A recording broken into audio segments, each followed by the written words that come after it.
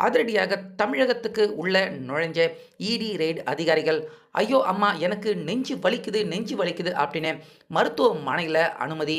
So உச்சகட்டமாக நம்ம தமிழக மக்கள் யாருமே சற்றே கொஞ்சம் கூட எதிர்பார்க்காத ஒரு சம்பவம் தான் இன்னைக்கு நம்ம தமிழகத்தில் நடந்திருக்கு.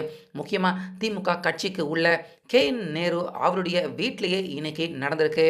ஸோ அது எல்லாமே என்னென்ன அப்படின்னு தெளிவாக டீட்டெயிலாக இந்த வீடியோவில் இப்போ பார்த்துடலாம். வீடியோவை ஸ்கிப் பண்ணாமல் பாருங்கள். கிட்டத்தட்ட சில மாதங்களுக்கு முன்னாடி நேரு கிட்டத்தட்ட வேலை வாங்கித்தரேன், அரசு வேலை வாங்கித்தரேன் அப்படின்னு லஞ்ச பணம் ஒருத்தர்கிட்ட சுமார் 20ல் இருந்து 35 கோடி ரூபாய் வரைக்கும் நேரு அவர் லஞ்சம் பெற்றிருந்தார் அப்படின்னு இடி ரெய்டு அதிகாரிகள் அவங்க அதிகாரப்பூர்வமாக ஆதாரத்தோட நம்ம தமிழக லஞ்ச ஒழிப்புத்துறை அவங்களுக்கும் அதே போல் டிஜிபிக்கும் ஒரு முக்கியமான கடிதம் ஒன்று எழுதுகிறாங்க. அதில் எவ்வளவு கோடி ரூபாய் நேரு அரசு வேலை அந்த வேலைகளை வாங்கித்தரேன் அப்படின்னு பணம் பெற்றிருக்காரு, லஞ்சம் பெற்றிருக்காரு அப்படின்னு சுமார் எத்தனை பேர்கிட்ட இருந்து நேரு அவர் காசு வாங்கியிருக்காரு அப்படின்னு அமலாக்கத்துறை அவங்க சொல்கிறாங்க அப்படின்னு கேட்டால் கேட்குற நம்ம எல்லாருக்குமே ஹார்ட் அட்டாக்கே வந்துடும். கிட்டத்தட்ட 2000க்கும் அதிகமான பேர்கிட்ட ஒரு நபர்கிட்ட சுமார் 20 லட்சம் ரூபாயில இருந்து 35 லட்சம் ரூபாய் வரைக்கும் நேரு ஒரு நபர்கிட்டயே அவர் வாங்கியிருக்காரு. இது கிட்டத்தட்ட 2000க்கும் அதிகமான பேர்கிட்ட நேரு அவர் லஞ்சம் பெற்றிருக்காரு. ஸோ அதற்கான ஆதாரம் எல்லாமே எங்ககிட்ட இருக்கு அப்படின்னு இடி ரெய்டு அதிகாரிகள், அமலாக்கத்துறை, நம்ம தமிழக டிஜிபி அதே போல் லஞ்ச ஒழிப்புத்துறை அவங்களுக்கு ஒரு கடிதம் ஒன்று அனுப்பி உடனடியாக இந்த வழக்கை எஃப்ஐஆர் பதிவிடுங்க அப்படின்னு அமலாக்கத்துறை அவங்க அழுத்தம் கொடுக்குறாங்க. டிஜிபிக்கும் லஞ்ச ஒழிப்புக்கும் அழுத்தம் கொடுக்குறாங்க. ஆனால் நம்ம தமிழக அரசு அதே போல் லஞ்சம் ஒழிப்பு போலீஸார்கள் யாருமே எந்த ஒரு எஃப்ஐஆரும் பதிவும் பண்ணலை, எந்த ஒரு நடவடிக்கையும் எடுக்காமலேயே இருந்திருக்காங்க. இப்படி இருக்க அங்கே இடி ரெய்டு அதிகாரிகள் இன்றைக்கி போட்டுருவாங்க, நாளைக்கு போட்டுருவாங்க, எஃப்ஐஆர் இதோ பதிவு பண்ணுவாங்க அப்படின்னு அவங்களும் கிட்டத்தட்ட அதிகபட்சம் ஒரு மாதத்துக்கு மேலாக காத்திருந்திருக்காங்க.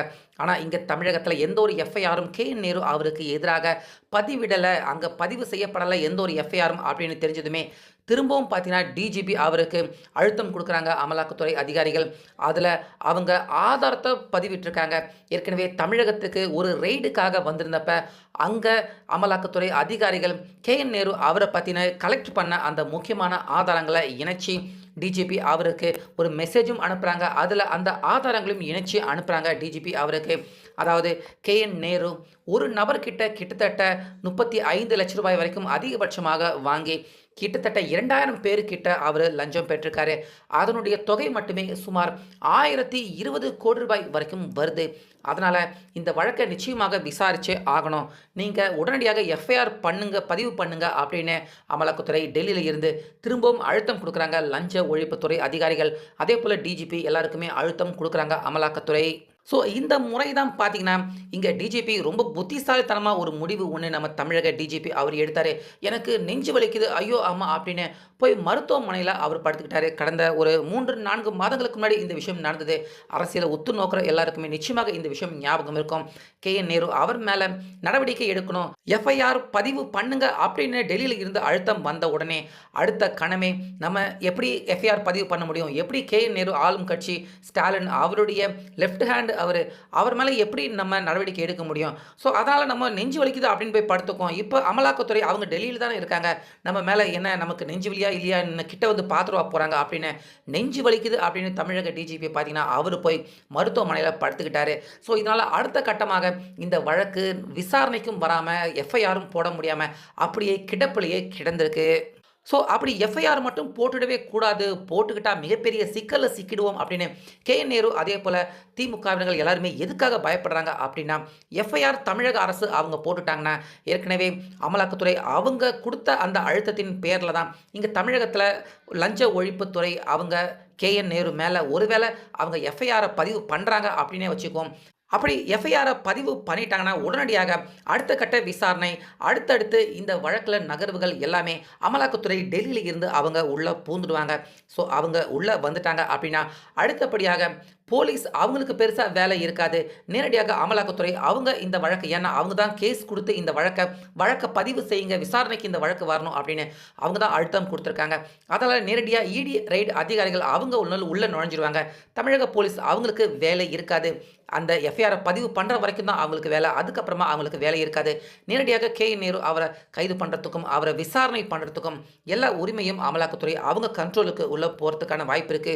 ஸோ இது நடந்துடக்கூடாது அப்படின்னு தான் அடுத்தடுத்து 2 முறை டெல்லியில இருந்து எஃப்ஐஆர பதிவு பண்ணுங்க அப்படின்னு அமலாக்கத்துறை அவங்க சொல்லியுமே தமிழக அரசு தரப்புல இருந்து அப்படியே கிணத்துல போட்ட கல்லு மாதிரி கம்முன்னு எந்த ஒரு நடவடிக்கையுமே எஃப்ஐஆரும் பதிவு பண்ணல, எந்த ஒரு நடவடிக்கையும் எடுக்காம அப்படியே கப்சிப்புன்னு கம்முனே இருந்திருக்காங்க.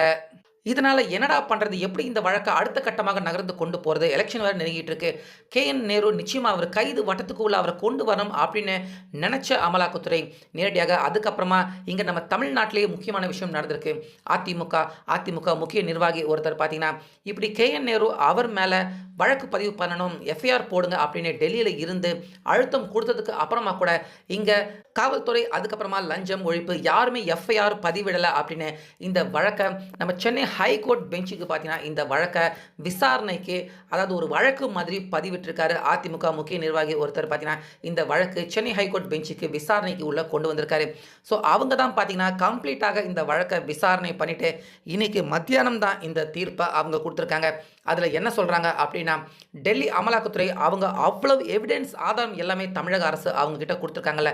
ஒரு வாட்டி கிடையாது, 2 வாட்டி டிஜிபி அவருக்கும் அங்கே லஞ்ச ஒழிப்புத்துறை எல்லாருக்குமே அந்த ஆதாரத்தை கொடுத்து தானே அவங்க அந்த எஃப்ஐஆரை போடுங்க அப்படின்னு சொல்கிறாங்க. அப்படி இருக்கப்ப எஃப்ஐஆரை ஏன் நீங்கள் போட மாட்டீங்க? உடனடியாக எஃப்ஐஆர் போடுங்க அப்படின்னு இப்போ உயர்நீதிமன்ற நீதிபதி அவங்களே தமிழக போலீஸார்களுக்கு உத்தரவு பிறப்பிச்சிருக்காங்க.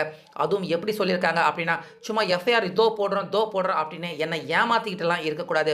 எஃப்ஐஆர் போடுறீங்க, அந்த காப்பியை கொண்டு நீங்கள் நீதிமன்றத்தில் அந்த காப்பியை அந்த நகலை சப்மிட் பண்ணணும். என் கண்ணால் அந்த எஃப்ஐஆர் காப்பியை நான் பார்க்கணும்.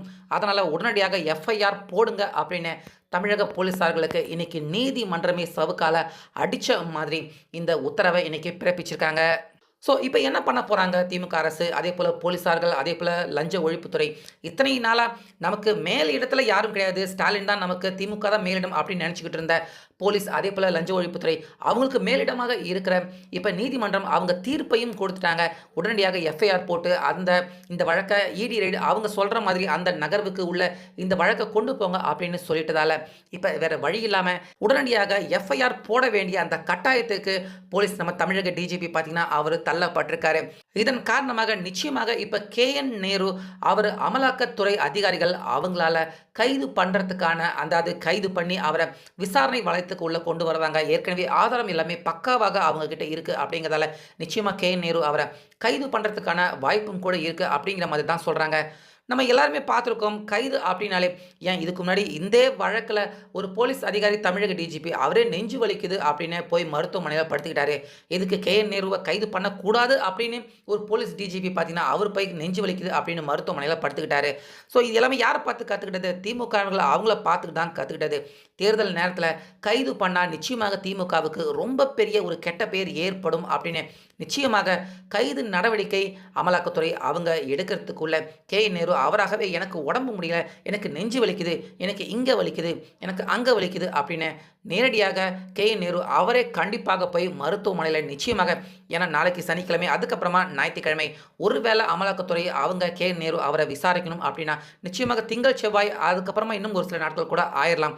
அதுக்குள்ளே எனக்கு உடம்பு முடியல அப்படின்னு கே.என். நேரு கண்டிப்பாக அவர் மருத்துவமனையில் போய் அட்மிட் ஆகிறதுக்கும் படுத்துக்கிறதுக்கும் வாய்ப்பு இருக்குது. அதில் எந்த சந்தேகமும் இல்லை.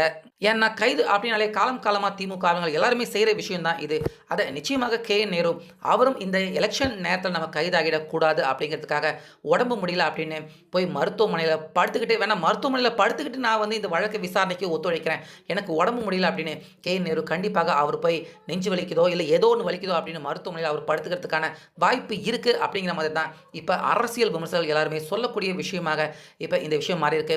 நீதிமன்றம் இப்ப அவங்க உத்தரவு பிறப்பிச்சதுக்கு அப்புறமாக தான் தமிழக அரசு போலீசார்கள் எல்லாருமே இந்த வழக்கில் அடுத்த கட்ட நகர்வாக அவங்க கொண்டு போறாங்க. இது ரொம்ப ரொம்ப ஒரு மோசமான விஷயமாக தான் பார்க்கப்படுது. ஸோ ஒரு வழியாக கே.என். நேரு அவரை விசாரிக்க போறாங்க.